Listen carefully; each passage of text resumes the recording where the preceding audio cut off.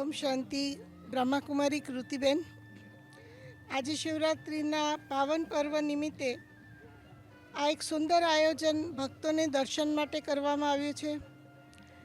આપણે સૌ જાણીએ છીએ કે આજે શિવના ભક્તિમાં લોકો લીન છે અને ઉપાસના અને દર્શન એ આજે તમામ લોકો પોતાના ઘરથી બહાર નીકળી અને આસપાસના સ્થાનમાં શિવ મંદિરે જતા હોય છે.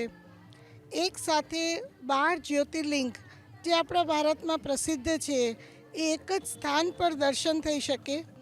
અમરનાથ મહાદેવ સુધી પહોંચવું બધા માટે સંભવ નથી, માટે અહીંયા જ સાક્ષાત અમરનાથ મહાદેવના દર્શનની વ્યવસ્થા થઈ શકે એવું એક આયોજન કરવાનો સુંદર પ્રયાસ બ્રહ્માકુમારીઝ દ્વારા આ વર્ષે અહીં કરવામાં આવ્યો છે.